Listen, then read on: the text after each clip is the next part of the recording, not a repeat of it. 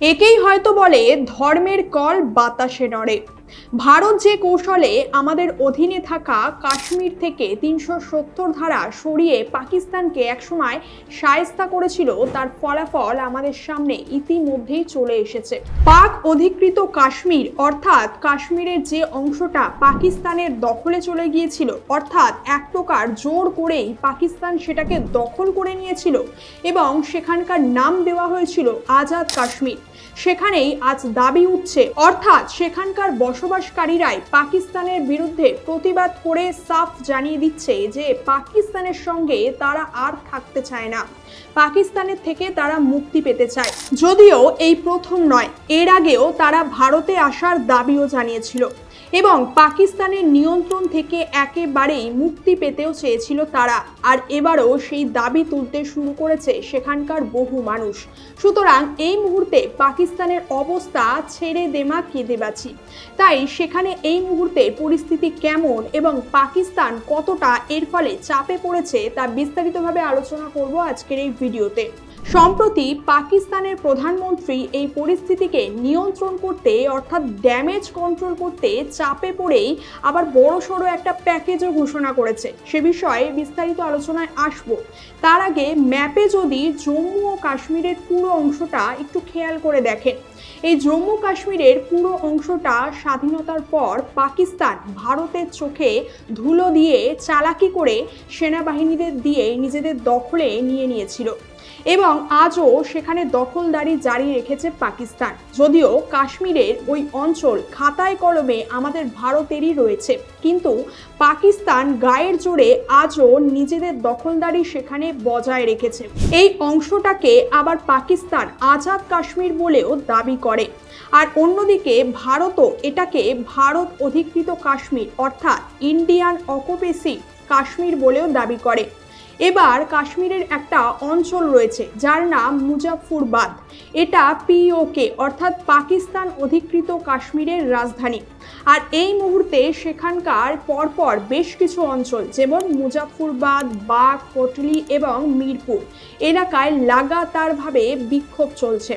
সম্প্রতি সেখানকার বেশ কিছু দৃশ্য সামনে এসেছে যেখানে দেখা যাচ্ছে রাস্তায় রাস্তায় নেমে সাধারণ মানুষ প্রতিবাদ জানাচ্ছে এবং একটি ছবিও সামনে এসেছে যেখানে দেখা যাচ্ছে ভারতের পতাকাকে তারা রাইট টিক দিয়েছে এবং পাকিস্তানকে ক্রস বা কেটে দিয়েছে।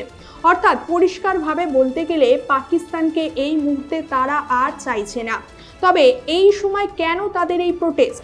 সেখানকার মানুষের দাবি পাকিস্তান সরকার এতটাই সেখানকার দৈনন্দিন জিনিসপত্রের দাম আকাশ ছোঁয়াভাবে বাড়িয়ে দিয়েছে, যার ফলে সেখানকার সাধারণ মানুষের জীবনযাত্রা একেবারে দুর্বিষহ হয়ে উঠেছে। অর্থাৎ সেখানকার জীবনযাত্রা এখন খুবই ব্যয়বহুল হয়ে উঠেছে। এমনকি অভিযোগ উঠছে যে পাকিস্তান সরকার তাদের সম্পদ ব্যবহার করছে, অথচ তাদের সেই তুলনায় তেমন কোনো ভালো সুযোগ সুবিধাও দিচ্ছেই না। একটা সময় যখন পাকিস্তান কাশ্মীরের এই অঞ্চলগুলোকে নিজেদের কবজায় নিয়েছিল, তখন সেখানকার মানুষকে খুব মিষ্টি মিষ্টি কথা বলে কিংবা প্রতিশ্রুতি দিয়েছিল পাকিস্তান। জম্মু ও কাশ্মীরকে আজাদ জম্মু কাশ্মীর হিসাবে গড়ে তোলার মিথ্যে প্রতিশ্রুতিও দিয়েছিল তাদের পাকিস্তান। মুখে তারা আজাদ কাশ্মীর বললেও আসলে পাকিস্তান কাশ্মীরের এই অংশটার ওপর নিজেদের ক্ষমতা বজায় রেখেছিল। পাকিস্তান নিজের মতো করে এই অংশটাকে আজও কন্ট্রোল করে এবং কাশ্মীরের বিভিন্ন প্রাকৃতিক সম্পদকে ব্যবহারও করে নিজের মর্জি মতো। যেহেতু কাশ্মীরের ওই অংশটায় সিন্ধু সহ বহু নদী রয়েছে সেখান থেকে, তাই প্রচুর পরিমাণে বিদ্যুৎ উৎপাদনও করে পাকিস্তান। এমনকি এই অংশটাকে পাকিস্তান আর চীনের মধ্যে ইকোনমিক করিডর নির্মাণের কাজেও ব্যবহার করেছে। অর্থাৎ আজাদ কাশ্মীরকে আলাদা আলাদা করে পরিকাঠামোয় সাজানো হলেও, অর্থাৎ সেখানে আলাদা প্রধানমন্ত্রী, রাষ্ট্রপতি এবং সুপ্রিম কোর্ট বরাদ্দ থাকলেও আসলে সেই জায়গাটাকে কন্ট্রোল বা নিয়ন্ত্রণ করে পাকিস্তান নিজেই। তাই সেখানকার যে কোনো সিদ্ধান্ত পাকিস্তান নিজেই নেয় এবং সেখানকার সাধারণ জনতাকে উপেক্ষা করে। আর এবার পাকিস্তানের এই রকম দ্বৈত শাসন ব্যবস্থার বিরুদ্ধে প্রতিবাদের সরব হয়ে উঠেছে সেখানকার জনতা এবং সেই অনুযায়ী তারা ইতিমধ্যেই পাকিস্তানের বিরুদ্ধে অ্যাকশন নেওয়াও শুরু করে দিয়েছে। তবে পাকিস্তান যে এতদিন তাদের বোকা বানাচ্ছিল সেই বিষয়টার আসল ফান্ডাটা তারা বুঝলো কি করে আবার এখানেই ভারতই আসল খেলাটা খেললো। আমরা জানি ভারত কাশ্মীরের থেকে 370 ধারা অপসারণ করেছে বা তুলে নিয়েছে, আর এর ফলে জম্মু ও কাশ্মীরের ওপর যে ইতিবাচক একটা পরিবর্তন হয়েছে এবং সেখানে যেভাবে মানুষের জীবনযাত্রার উন্নতি হয়েছে সেটা গোটা বিশ্বই জানে। 370 ধারা সরে যাওয়ার পর জম্মু ও কাশ্মীরে প্রায় 2,30,00,000-এরও বেশি মানুষ প্রতি বছর বেড়াতে যায়। ফলে সেখানকার মানুষদের রুজি রোজগার সহ সেখানকার অর্থনীতিতে নিঃসন্দেহে এর একটা খুব ভালো ইম্প্যাক্ট পড়েছে। সেই সাথে বড় বড় বিদেশি কোম্পানিগুলিও সেখানে ইনভেস্ট করেছে এবং সেখানে বড় বড় দোকানপাট থেকে শুরু করে বড় বড় শপিং মলও গড়ে উঠেছে।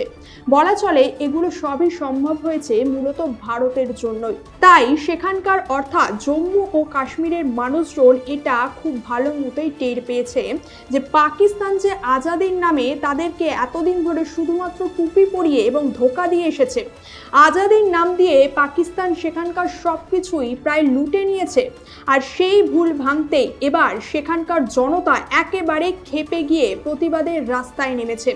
এবার তারা পাকিস্তানের কন্ট্রোল থেকে বেরিয়ে আসতে চাইছে, তারা এবার আলাদাভাবে থাকতে চাইছে। সেই সাথে শুরুতে যেমনটা বললাম যে এই মুহূর্তে পাকিস্তানের অবস্থা কেমন, একে তো পাকিস্তানের বিভিন্ন বিদেশি দেশগুলোর থেকে কারি ঋণ নিয়ে বসে রয়েছে, আর সেই ঋণ চোকাতে বাজারে জিনিসপত্র এবং দ্রব্যমূল্য অনেকটাই বাড়িয়ে দিয়েছে, আর তার নেতিবাচক প্রভাব গিয়ে পড়েছে সাধারণ মানুষের পকেটে। সেই সাথে যেহেতু জম্মু ও কাশ্মীরের ওই অংশটাও পাকিস্তানের নিয়ন্ত্রণেই রয়েছে, তাই সেক্ষেত্রে তাদেরকেও এর খেসারত দিতে হচ্ছে।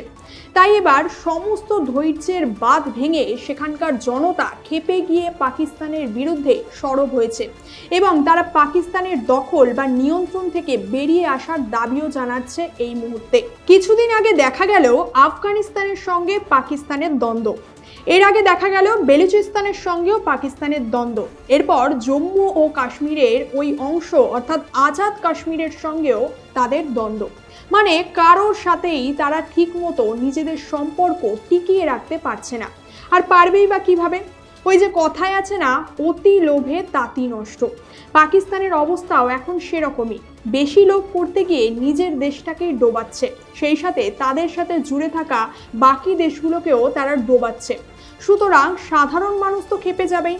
কতদিন আর মানুষ চুপ থাকবে আর অন্যায় সহ্য করতে থাকবে?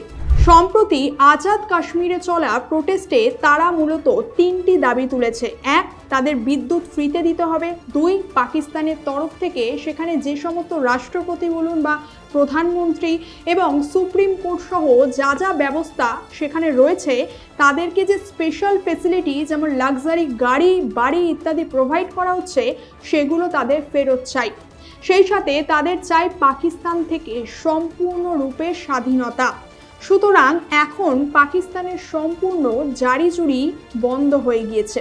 পাকিস্তান এখন মুখ লুকানোর জায়গা খুঁজছে, তাও এদের কোনো লজ্জা বা অনুশোচনা বোধ কোনোটাই নেই। উল্টে পাকিস্তানের প্রধানমন্ত্রী শাহবাজ শরীফ টুইট করে লিখছেন যে গণতন্ত্রের জোর রয়েছে সেখানে, তাই সেখানকার মানুষজন রাস্তায় বেরোচ্ছে। অর্থাৎ এটাই নাকি সেখানে গণতন্ত্রের বৈশিষ্ট্য, মানে শাক দিয়ে মাছ ঢাকার চেষ্টা আর কি। সেই সাথে তিনি এও লিখছেন যে শান্তিপূর্ণ প্রতিবাদী হলো গণতন্ত্রের সৌন্দর্য। বাহ, চমৎকার! কি বলবেন পাকিস্তানের এই ভণ্ডামি বা হিপোক্রেসি নিয়ে? এদের এসব সস্তার পাবলিসিটি নিয়েও আর কোনো মন্তব্য করতে ইচ্ছে করে না। তো আজকের এই আলোচনায় তুলে ধরলাম আজাদ কাশ্মীর এবং পাকিস্তানের বর্তমান ছবি এবং সেই নিয়ে বিশদে আলোচনা করলাম আপনাদের সঙ্গে। এ বিষয়ে আপনার মূল্যবান মতামত অবশ্যই কমেন্ট করে জানাবেন। দেখা হচ্ছে পরের কোনো একটি ভিডিওতে। ধন্যবাদ, সকলে ভালো থাকবেন।